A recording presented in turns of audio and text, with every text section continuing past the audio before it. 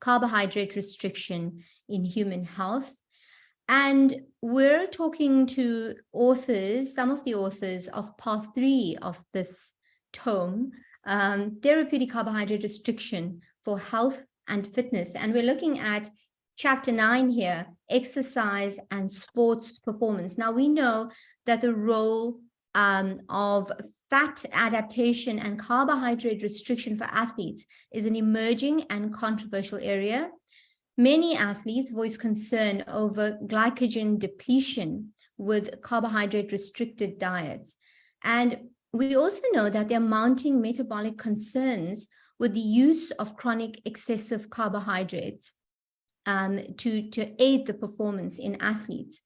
And so much research, and so protocols have to be devised to sustain health and performance. So that's the area that we're looking at. There has been a lot of research in the field of exercise performance and ketogenic diets, but most of the literature concentrates on high carbohydrate male athletes, and it cannot apply to ketogenic or female athletes without considering metabolic differences.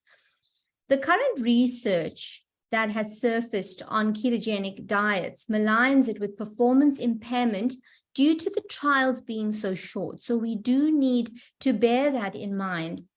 And it's also important to bear in mind that a period of fat adaptation is required and that this needs to be individualized and troubleshooting may be necessary. And so I've lost one of our here we are, Chris is back, but I'd like to introduce my guests. No introduction is required for Prof. Tim Noakes. Prof. Noakes, as all of you know, studied at University of Cape Town, obtaining his MBCHB degree, as well as an MD and a DSc in exercise science. He's now adjunct professor at Cape Peninsula University of Technology, and following his retirement at the research unit of the exercise science and sports medicine, he is now co-founder and chief medical director of Nutrition Network. Prof, as you all may know, was the co-founder of the Sports Science Institute. He is rated as A1 scientist by the National Research Foundation of South Africa. He's also in 2008 received the Order of Mapungubwe Silver from the President of South Africa for excellent contribution in the field of sports and science of physical exercise. He's published more than 750 scientific books and articles. He's been cited more than 21,000 times and has an H index of 77. Welcome, Prof, and thank you so much. I'm very excited for you to share what you've written in this book. Thank you, Hasina. Would you like me to fire off and start talking, or do you want to introduce Chris? I'm going to introduce Chris quickly. So yeah. Chris, welcome. Chris Webster. He's a doctor of philosophy and has worked in the Department of Human Biology, University of Cape Town. His PhD project was on the impact of low carbohydrate, high fat diets on endogenous glucose production and gluconeogenesis in type 2 diabetics. Chris currently works for DataQ as a data analyst and is an esteemed author in this chapter of the textbook. Thank you so much, Chris, for joining us. Yeah, thanks, Hasina. So I'm going to start by I just need to mention that we do have other authors that were not able to make it due to time differences and things like that. Karen Zinn, Cliff Harvey, Jay Smith, CCS, and they cover a range of very interesting topics. Now, this chapter of the textbook, it's in a medical textbook. So I'm going to start by asking each of you, bearing in mind that we're talking about the effect of ketogenic or carbohydrate restriction in terms of therapy. Why was this chapter such an important chapter to appear in a medical textbook? I'll start with you, Prof. Well, I think when I got involved in this area 12 or more years ago, we all believed that carbohydrates were essential for exercise performance and were also the healthy diet. And what we've really begun to realize is that it's the opposite. The healthy diet is not a high carbohydrate diet.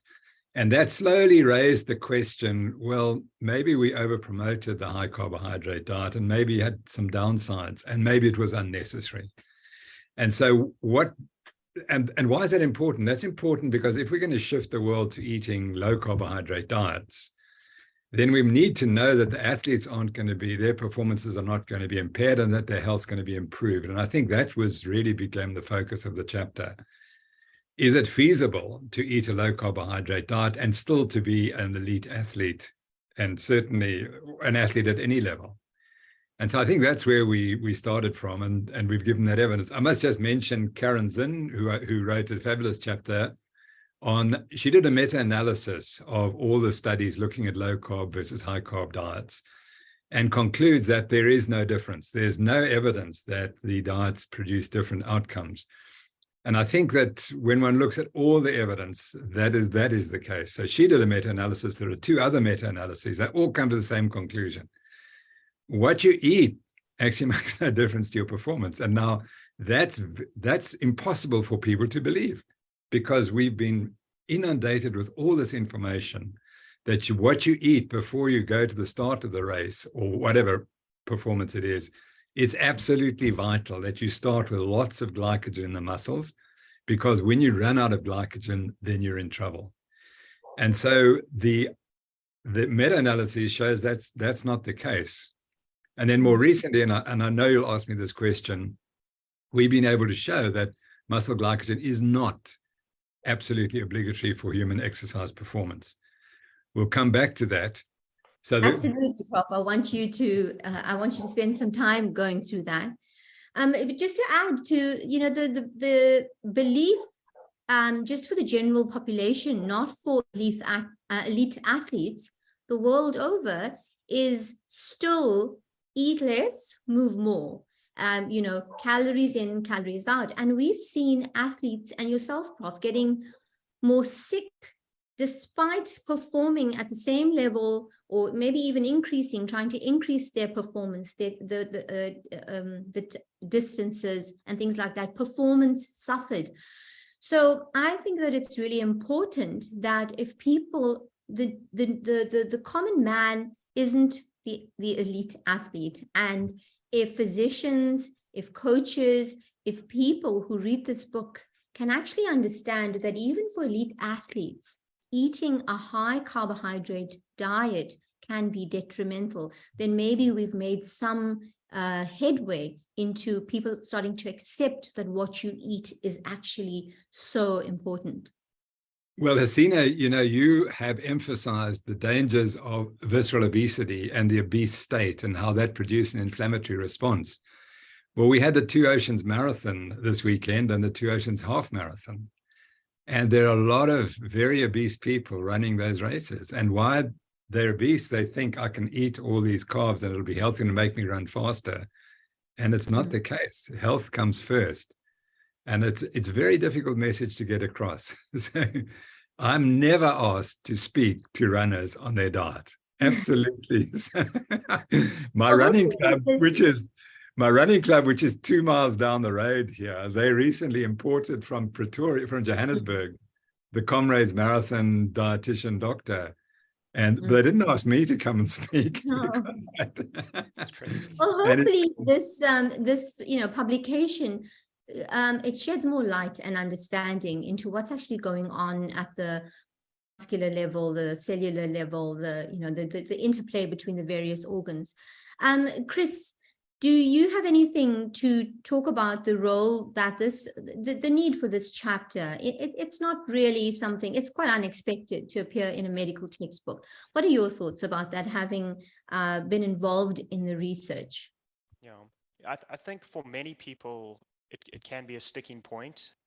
Like, even if the diet is good for your health in theory, if you feel like you're not able to exercise, or if you are someone who enjoys exercise and you're worried you're going to lose that ability, I think people would be less likely to adopt a ketogenic or low carb diet if they thought it would impact their exercise. So I think it is very important to address address this topic. And my understanding, I'm not a medical doctor, but my understanding is medical doctors don't do a lot of exercise training anyway. So I'm sure getting some exercise training is beneficial.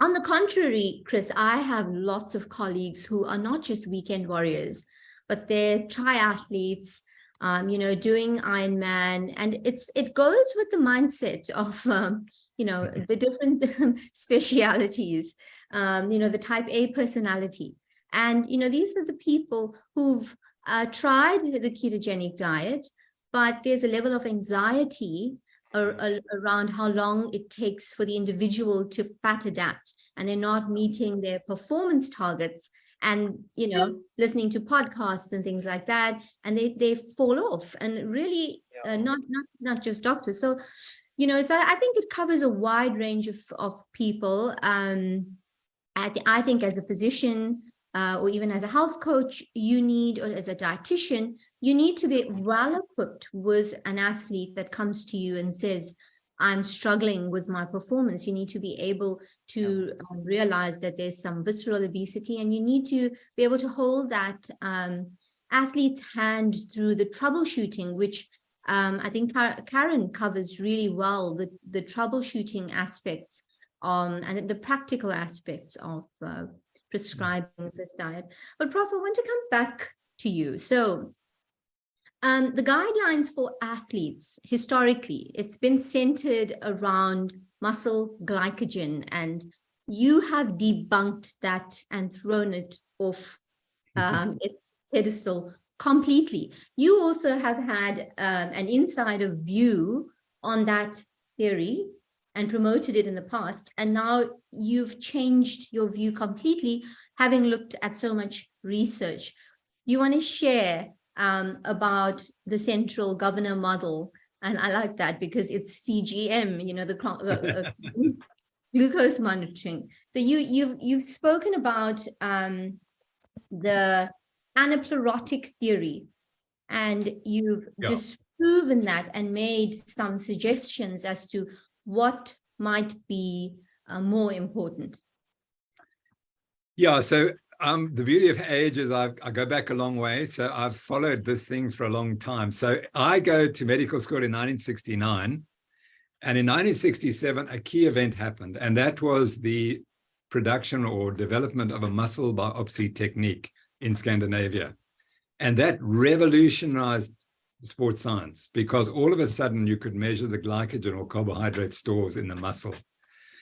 And then that became everything. And that's the problem in science, is that you try to reduce everything to one thing. And literally within 3 years, everyone said there's only one thing that's important for exercise performance, and that is muscle glycogen. And therefore, the most important thing the athlete can do besides training is to eat carbohydrates all the time, and especially for the last 3 days before the race. So I grew up in science and then as an athlete, and we would go through a particular procedure. 7 days before the race, we'd go out and run for 2 hours. Then for 3 days, we wouldn't eat any carbohydrates, and we would feel terrible and we could barely run. And then we would just stuff ourselves with carbohydrate. And that was said that that's going to maximize your muscle glycogen stores and allow you to continue for much longer. And it was interesting because people would come and say, but I don't actually do very well on this diet. But then we said, no, you're wrong. You're the problem. And we never realized that there's individual variation. So then what was the first thing when I started the Department of Sports Science? The first thing you bought was a muscle biopsy technique. And I think we did the first muscle biopsies at the end of the 1981 Cape Peninsula Marathon. I was one of the subjects. I didn't biopsy myself. My friend biopsied me. And that was the start. And I've actually had 40 muscle biopsies in my life for different experiments. So that's how central we thought it was. So I would give this lecture, and I would give that paper, the scientific paper, and I would look at that scientific paper and show graphs, and I would show those graphs, and I missed the key point until a year ago. So there's 30 odd years of showing this slide and telling people this is the evidence, until I realized that everyone had missed the point. And the point was that there were 3 parts of the graph.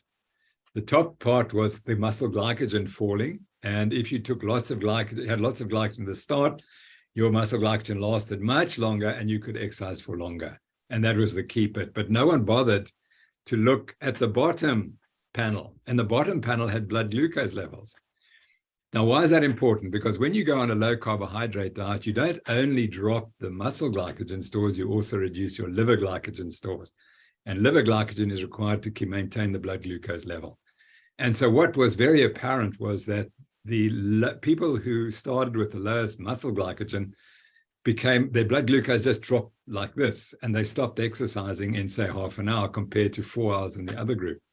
And no one bothered until I obviously saw it. And then I went back and looked at the original literature in 1935 and 1939, were 2 papers published in German, and no one had bothered to read them. No English-speaking exercise physiologists had bothered to read them in 60-odd years. So I got my friend who's German-speaking to translate it, and there was the key. What these people did, now this is also Scandinavians, this is 1939, the muscle biopsy starts in 1967, and there's a war, of course there's a war in between, and that kind of stopped all sports science research in Sweden. So anyway, these people, and in fact the guy studied himself, Dr. Boyer, very famous physiologist, he got on a bicycle and he just pedaled until he couldn't pedal anymore. And they measured his blood glucose level and they plotted it every 10 minutes or so. And what happened was his blood glucose dropped. And then after it had dropped certain distance, he said, I feel really terrible, but I'll carry on. And then when it got to very, very low levels, he said, I don't think I can continue. And so they said, okay, we'll give you some glucose. So they gave him glucose. And within 10 minutes, he could exercise vigorously again. And he said, I can go on all day. and he went on for another hour. But they did one other thing, which everyone forgot. They actually were measuring, as Chris did in the studies he's going to tell us about, they measured the oxygen use and the carbon dioxide production. And from that, you can work out what the muscle is burning. Now, if you take in the carbohydrate and it's being used in the muscles, what happens is it'll show. And it shows it's by what we call the respiratory exchange ratio starts to rise. And that means you're burning more carbohydrate. And these people noticed in 1935 that nothing changed. The blood glucose went up, but the respiratory exchange ratio stayed exactly the same. So they repeated the studies on a second athlete, and then they repeated on 4 years later, another 2 athletes. And they found exactly the same. So they could only draw one conclusion. They said the glucose is working in the bloodstream and it's affecting the brain. And therefore they said that what's happened is you get a hypoglycemic brain stops you exercising. It's not the lack of carbohydrate getting to the muscle. So that's 1939, and it's completely forgotten. And when these guys in Scandinavia did the biopsies and they saw blood glucose levels falling, they should have said, there are 2 possible reasons why these athletes stopped. The one was running out of muscle glycogen and the other was running out of blood glucose. And in fact, they should have said it has to be blood glucose because that's what the data showed up to that point. That was the hypothesis. They did not test the hypothesis. They just looked at the studies and then made different conclusions. So anyway, we then go for we go a period from 1967 till 1983, which is interesting. So the next first study of taking carbs during exercise is 1983. And the main researcher is a guy called Dr. Ed Coyle, who became a very good friend of mine, and we were competitors and we were both studying the same thing. And he was the first to show that if you take glucose by mouth, you can improve your performance. The first modern scientist to do it. And he did 4 key studies in which they studied metabolism in people taking carbohydrates. And guess what? They found exactly what Christensen and Hansen had found in 1939. When you gave carbohydrates, the respiratory exchange ratio just stayed flat. And they ignored that. And in fact, they used a converse argument. They said the fact that it doesn't drop tells you that it's acting in the muscles, which that's not the case. It has to go up. So anyway, they hijacked the whole system and they said, do you see that the model is definitely muscle glycogen. You run out of muscle glycogen, and the only way you can keep going is by giving carbohydrates, which then replaces the glycogen that's disappeared. And so that became the model. And that is the model that is taught today, and which we hope to overthrow when the book is published. So that's the story of that. We have since done more studies, which we'll come back to, showing that, okay, so let's go back. You asked the anaplerotic theory. The anaplerotic theory is that when you run out of muscle glycogen, you haven't got the fuel that you need to generate rapid energy in the form of ATP. And I said years ago, that's nonsense, because if you can't generate ATP, the muscle goes into rigor. And rigor is muscle won't relax. You have to have ATP for relaxation. And in fact, there have been 7 studies showing where they've taken muscle biopsies at the end of exercise, and the ATP levels are normal. So you're not running out of ATP.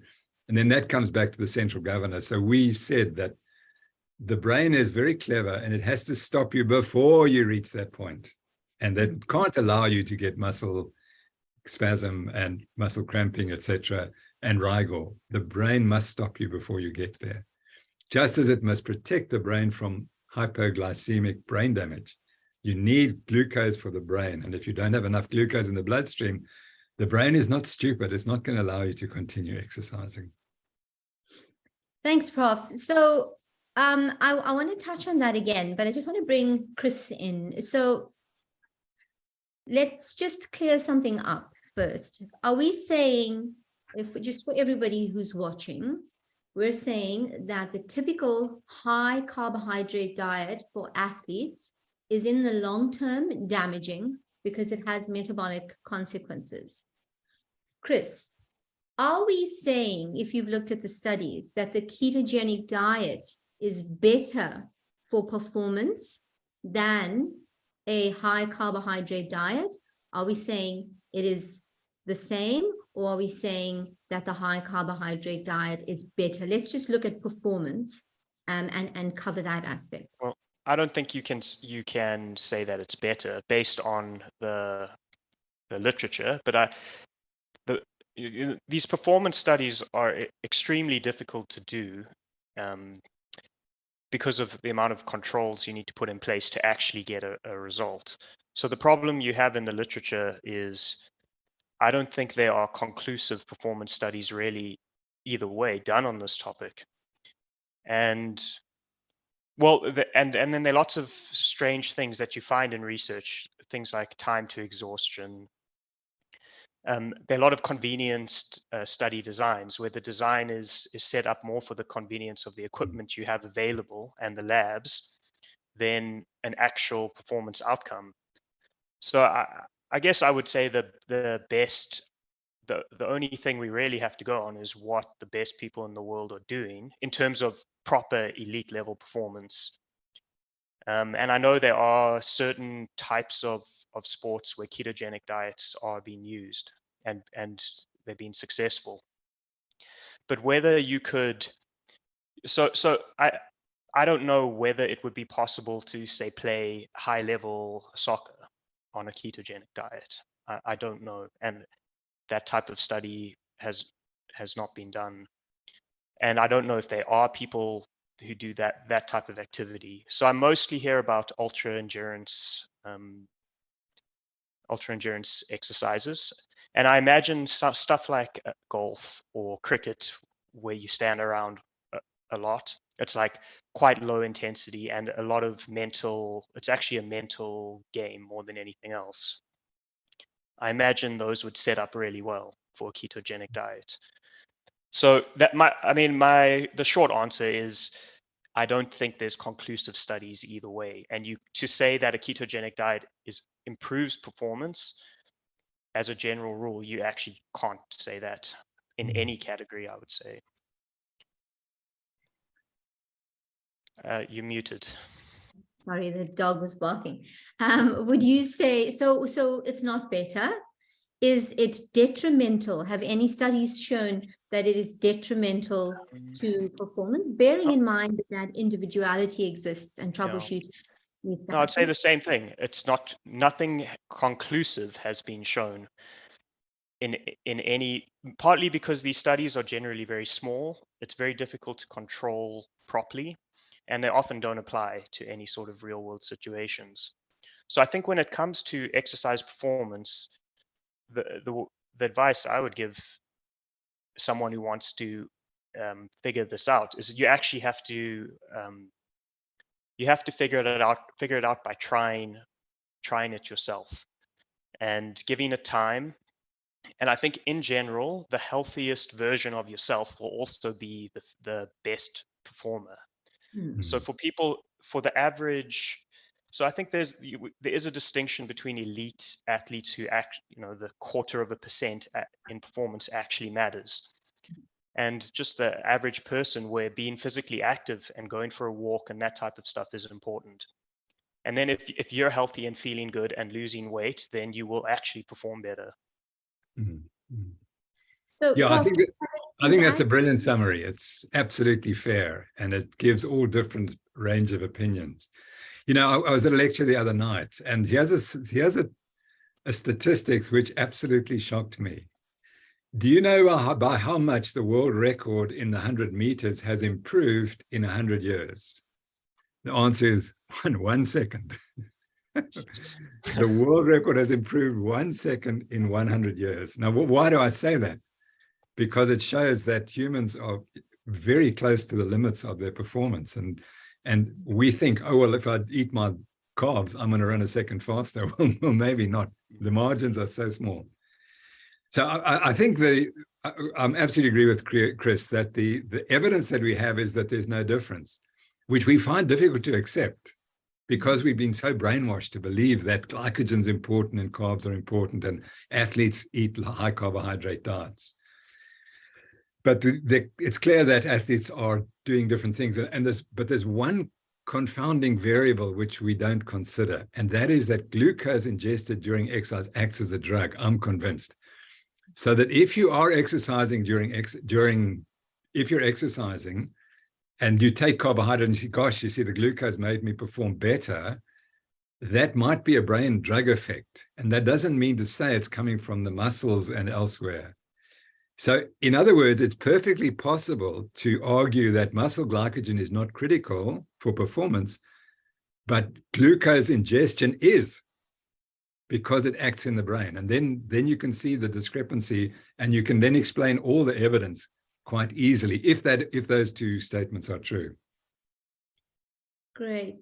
So, Chris, you in your section of the chapter, you address the nutritional supplementation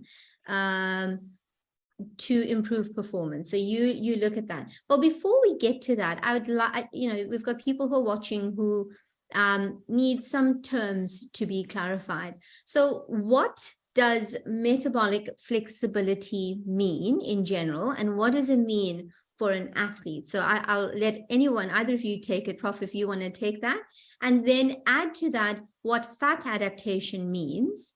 And I think the idea in general, the question is, how do I know when I'm fat adapted? I'll let Chris answer that because he measured metabolic flexibility in some elite athletes. Go ahead, Chris. Okay, so metabolic flexibility is, so the essentially we get our energy from two substrates, fat and glucose. And metabolic flexibility is the ability to switch between the two depending on the availability and the demands on the body.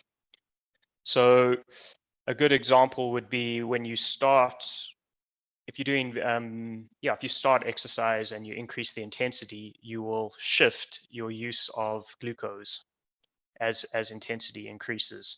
And if you do prolonged exercise, you'll start having to use more fat. And it's that ability to shift between the two substrates that we refer, and then there are other occasions. So if you at rest, you eat a carbohydrate meal, your body should be able to switch to burning glucose, and then when that's over, return to burning fat. So our metabolic flexibility, it's the ability to switch your substrate use depending on availability and demands. Great. So how does one know? So if you're a coach who's watching, or if there's a doctor's watching and they're coaching this patient who's an endurance athlete through fat adaptation, putting them on this ketogenic diet, how do you as a coach know, how do you inform your patients, or what is fat adaptation, and how do you know in terms of your performance when you've achieved it? So I think fat adaptation occurs when your body is using predominantly fat during exercise. So typically, athletes will shift towards using carbohydrate during exercise, and carbohydrate adapted athletes, which is basically people on normal diets, have a very poor ability to use fat, even in prolonged exercise. There's almost like a switch effect where you can only burn fat so much, and there's a limit to how much that is. It's around 0.5 to 0.7 grams per minute when we measure it.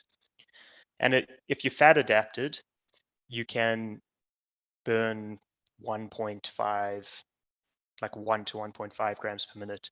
So those types of levels of fat burning you actually can't achieve unless you've adapted for over I'd say 3 days, but what I've seen in the literature is 6 weeks or even more. So what it means is your body's capable of using fat at a higher rate, and it's a preferred substrate during moderate intensity exercise. So you specify moderate intensity exercise there, Chris. What about high intensity exercise? Well, at a certain intensity, you start using different energy systems. So like sprints, you can only, so like if you're running 400-meter sprints, that's fat adaptation is not really going to help you very much with that. Maybe in recovery, it's a different energy system. I think that's the point that I'm trying to make. Okay.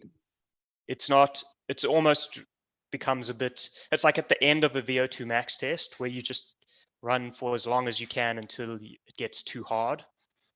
You're going to reach the same point, whether you fat adapted or not, where you 100%, according to your substrate use measures, you're burning glucose, and you're 100% glucose. Does that make sense? Yeah, that makes sense. So I think that, the difficulty is the bi-individuality, and I think it's the type of sports. And obviously this is still a field that's really, there are not enough people to provide the correct advice and support and coach the person individually. So I want to come back to Prof, but while I'm with you, Chris, you mentioned different types of supplements that can help. Now, I have a bit of a bugbear about supplementation because it takes away the holistic model. It's add something rather than look at the whole thing. So for me, and if I'm looking at as a practitioner and I'm thinking about an elite athletes, in my experience, don't necessarily sleep enough, routinely over-exercise, eat a high carbohydrate diet. Those three things are pro-inflammatory in the body. So to go for, you talk about MCT oils, and you look at the research behind MCT oils, and you talk about exogenous ketones. And you also have a very interesting case study. So what do you, can you just share with us what you found about adding? So we're talking about an elite athlete, or an athlete that's eating the standard American diet, carbo loading with pasta and bread and rice and gels and goos and all of that, and is now on top of that, are we talking about exogenous ketones and MCTs just thrown onto that diet, or are we talking about somebody who is on a ketogenic diet, who is now supplementing with MCTs and exogenous ketones? Yeah, if I look, so I think I might disappoint you on this one, because I mainly focused on the case study aspect of the chapter, and supplements is not something I really looked at during my studies at all. I got into it a bit during when I wrote this, however long ago it was, but it's not something I'm that knowledgeable about. I personally don't use supplements, ketone supplements or MCT. I do think there's space for glucose as a supplement. I'm not sure if that falls. I don't think that falls in the case study, not so much the supplements chapter. So I'm not really that knowledgeable about the supplements. Yeah. Okay, Prof, back to you. So you spoke about the central governor model, and you spoke about the fact that your brain is protecting you from going any further. So if you could just if you could explain it in layman's terms, if an athlete comes to you and needs some form of convincing, they believe that they need to carbo load, how are you going to explain to them why? Let's say it's an athlete who has a family history of diabetes. So somebody who is maybe approaching middle age and is insulin resistant, somebody that we really need to get off the carbs. How do we convince them in a sort of a 3-point kind of explanation why the thing they believe is wrong and why they should start actually eating healthier, and it's not going to be detrimental for their performance, to their performance? You're muted, Prof.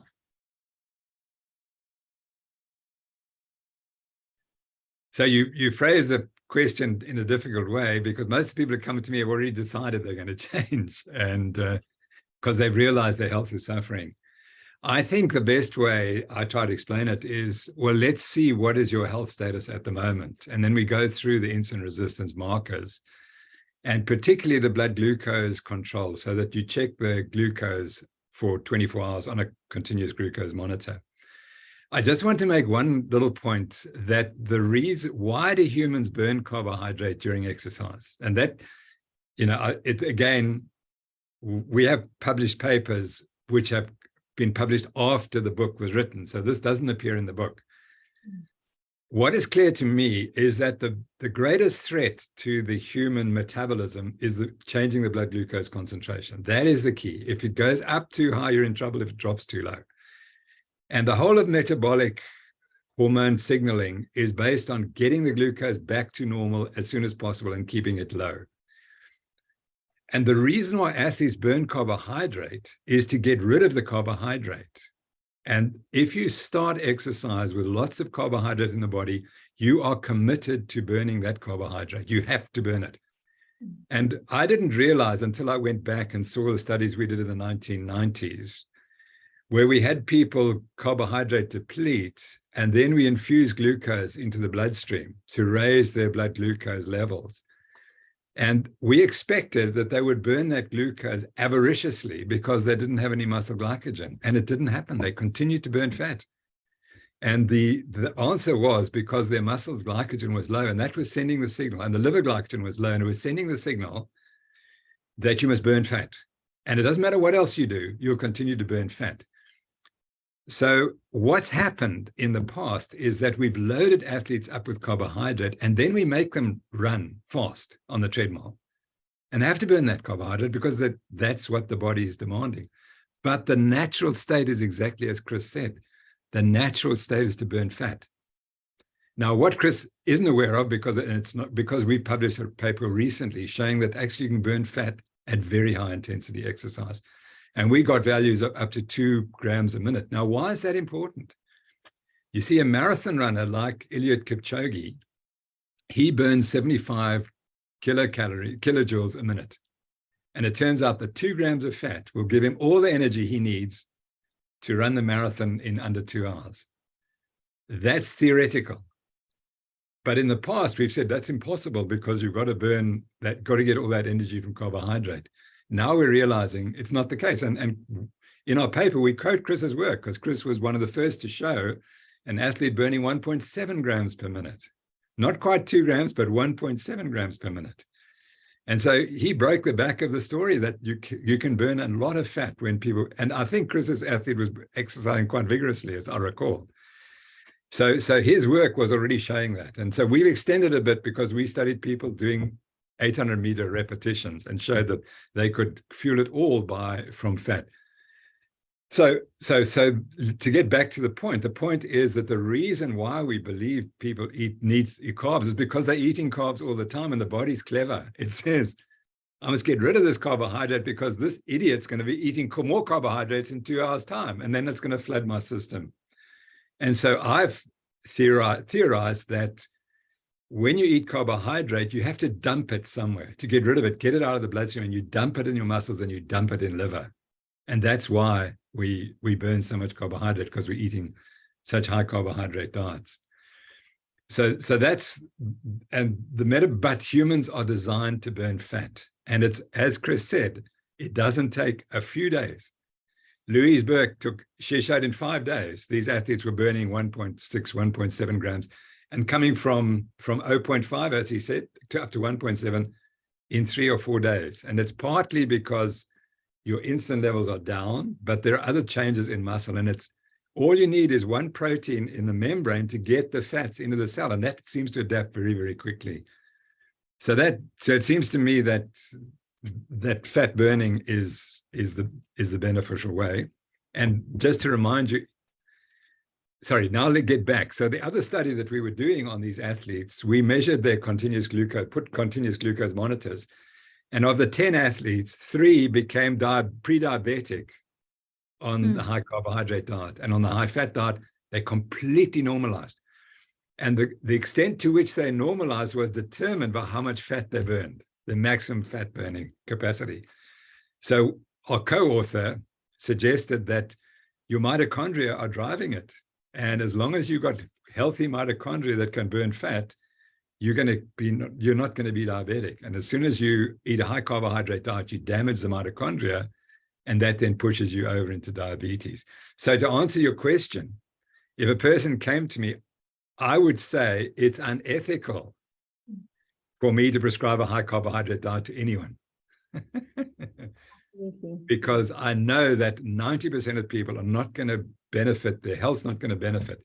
So my job is to convince the patient that that's the case. Continuous glucose monitor, show the person that they're pre-diabetic. And if they aren't, okay, then maybe they can continue. But that's where I would do it. Thanks, Prof. You mentioned the mitochondria, and Volek wrote a beautiful paper on mitomesis. So the regeneration of mitochondria, and basically the health of mitochondria was boosted on a ketogenic diet. On top of that, when we look at the inflammatory state that somebody on a high carbohydrate diet with a fatty liver, obviously there's a range of people that we're talking about, and exercise helps in the insulin sensitivity department. But in the situation of somebody who is becoming, through age and time, more insulin resistant or less insulin sensitive, and increasing the size of their adipocytes, we also need to think internally, biochemically, about what's going on. And a lot of athletes are concerned about injury and recovery. And this high carbohydrate diet drives the inflammatory process. And I spoke to Gary Fetke yesterday, the day before yesterday, and he spoke about the role that high glucose and insulin play in tendon and tendon damage. So that's something to bear in mind. What and I know you'll have a lot to say about this, Prof. Would you say that the supplement industry that supplies the goos and the gels, and are they the health industry? Are they behind promoting health of the athlete? Yeah, absolutely not. They're profit driven, and if they can get a message out and it gets repeated, and they can support the elite athletes, and they can get the top runners to say this is what they do, then that's helpful. So no, I fought that for waterlogged. Yeah. I fought that in this book, and it's, they're not interested in your health. That's certainly. Let me just make the one point, because we have talked about carbohydrates. The only time you need carbohydrate is if you're going to go long exercise. And Chris and James were involved in studying liver production of glucose. And they showed that on a low carbohydrate diet during exercise for, I think they had 2 hours, nothing changed. The blood glucose was perfectly normal, even though these people were not eating carbohydrates. So they were able to show the liver can generate the glucose that you require, even on a low carbohydrate diet. And they studied athletes for 2 hours. However, had they gone 4 hours or 6 hours, they would have reached a point where the liver couldn't keep up. And I suspect then they would have had to reach that state, because we know now from that although your carbohydrate use goes down during exercise, the total carbohydrate use, the use of blood glucose goes up, which doesn't sound sensible. That's not a very clever way to design a human being, because that means you eventually have to run out of glucose in the bloodstream. And so if you can't generate glucose from free fatty acids, which you clearly can, and it probably adapts to training, but we know that many people will become hypoglycemic, let's say of 4 or 5 hours of exercise. And all they need is a trace of glucose, just a trace, because the blood has only 5 grams of glucose in it. So you don't have to fit 100 grams of glucose, very little glucose. And the study we're currently doing is exactly that. We're getting people to exercise and giving them the absolute minimum of glucose just to keep their glucose normal, and seeing what the outcome is. And the control group won't get glucose, and their blood glucose will drop, and eventually they will stop as a consequence of that. But it's not much. You only need 10, maybe 10 grams an hour. That's all you need. But if you go to Gatorade and speak to Ed Coyle and his hypothesis, no, you need 120 grams an hour to fuel the muscle. That's not the case, because it's not the muscle's not the problem, it's the brain. Chris, I'm going to come to you, but one last question around on this topic, Prof. And I've asked you this question before, but I think it's important to be mentioned again.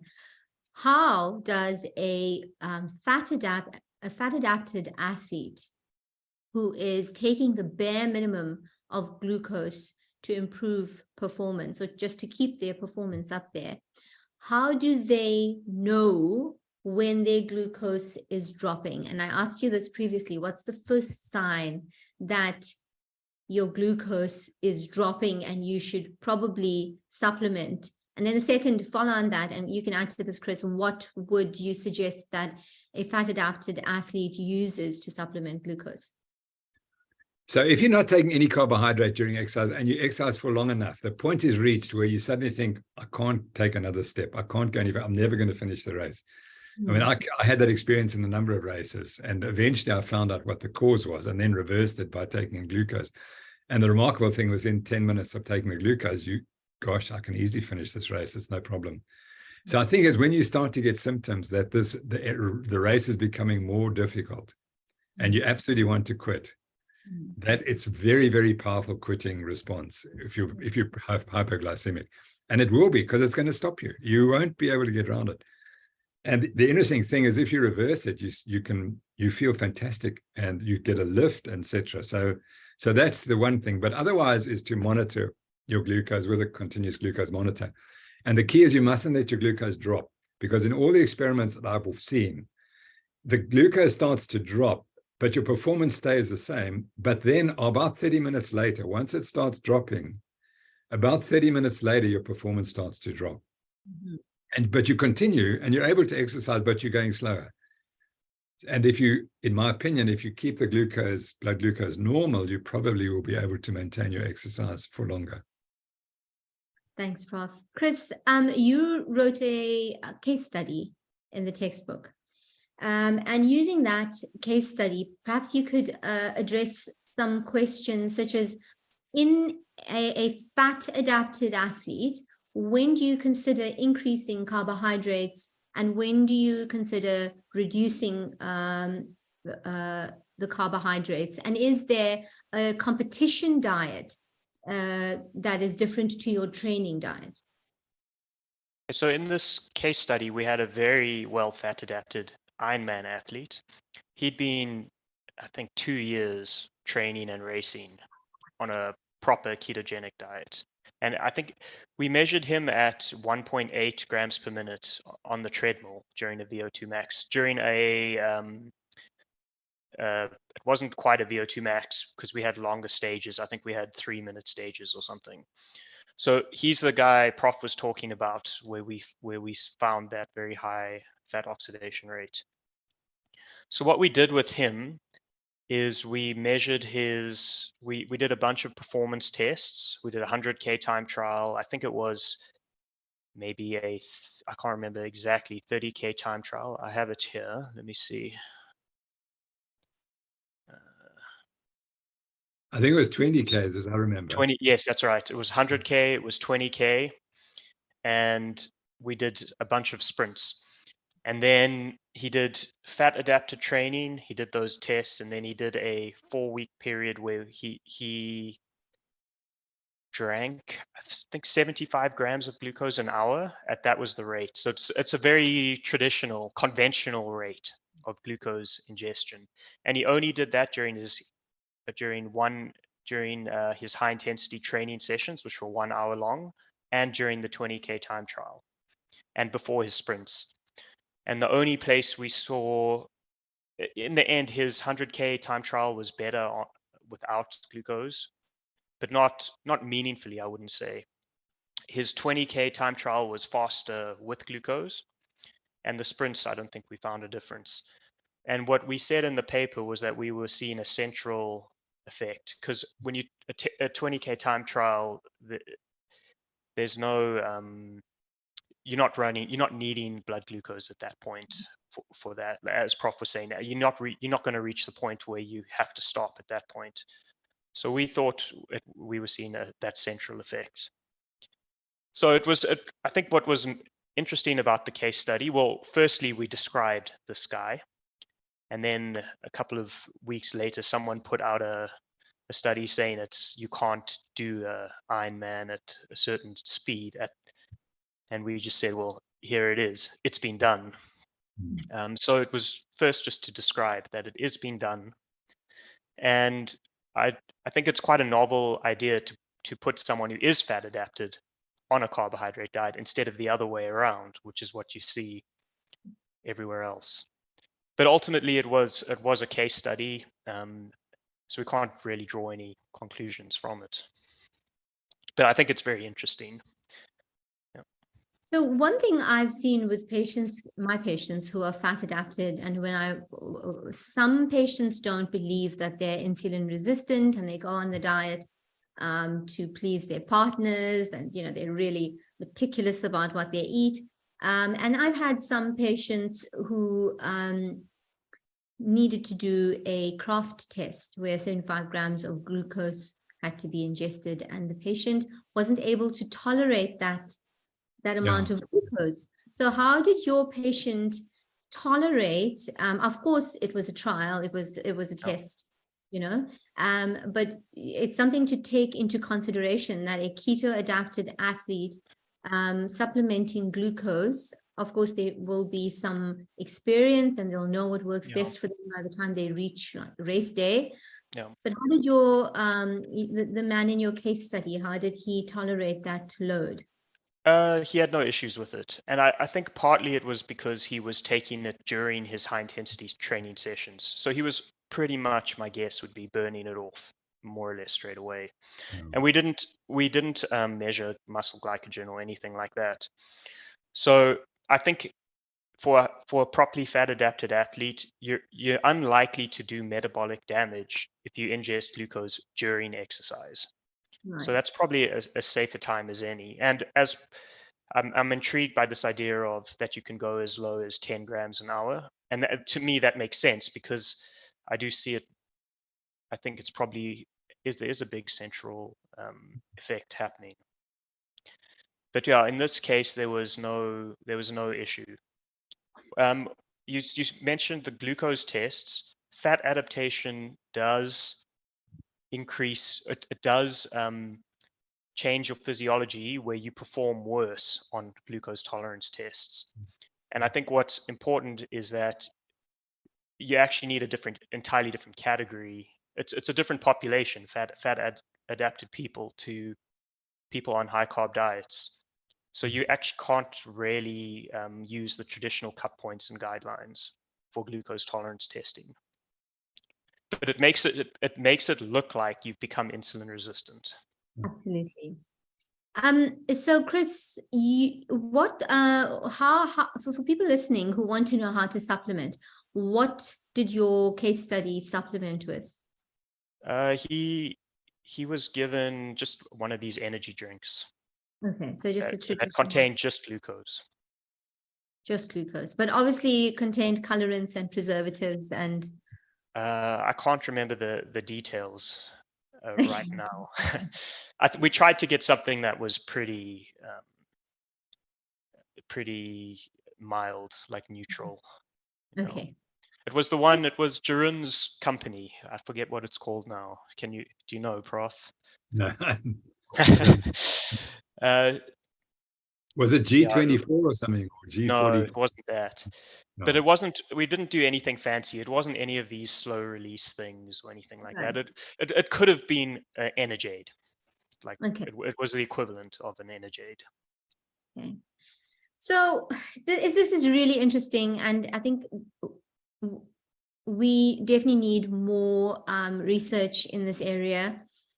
I am very excited for this section of the chapter to go out and people to start understanding, the mechanics and the biochemistry behind glucose utilization in the body, especially in this group of athletes. Prof, any closing statements? Yeah, well, I really enjoyed the discussion. Thank you very much. I think Chris gave a very good review of what we know. And I think to summarize, I think we're both on the same page. And that is there's no difference. What you eat before exercise, talking about macronutrients makes no difference. And we're so ingrained to believe the opposite. And that's point one. And point two, what does that mean? It means if you run a bad race, it's not because you didn't carbohydrate load effectively. That's what people say, I just didn't eat enough carbs or something. No, it's a little more complex than that. I think the point is that the human exercise performance is complex. And the mind, as we've discussed, is critically important. It's much more important than what you ate before the race. But athletes have been confused to believe that what they do in terms of their nutrition before exercise is crucially important, and that's nonsense. And then I would like to make the point that it's unethical to prescribe high carbohydrate diets for modern humans. With few exceptions, it will damage their health. And there was another point, and that is this paper written by Jeff Volek and Nina Teichold. It was published quite recently, and it's called The Alternative Dietary Patterns for Americans' Low Carbohydrate Diets. It's just been voted the best paper in nutrients in the last year. So that's really exciting. So the best paper in nutrients is on the low carbohydrate diet. And that tells us that our encyclopedia is on the right track. Thanks so much, Prof. Chris, any closing comments? I suppose I think when we talk about exercise, the majority of people are just trying to be active and to compete at a decent level. And at that level, definitely find a diet that works for your health, and that'll be your best bet for performance as well. I love that. And a lovely concluding comment, Chris. Find a diet that works for your health. I think that pretty much summarizes what we're talking about in this book. We're saying that the high carbohydrate standard American diet is not good for your health. It promotes insulin resistance, inflammation, and in the short and long term is actually detrimental to your health. Thank you so much to my esteemed guests, and thank you to everybody who's watched. Be sure to check the chat box to get information on how to order your copy of Ketogenic, and I'll see you again next time. Thanks, everybody. Bye. Thanks, Asina. Thanks, Chris. Bye-bye. Yeah, thank you.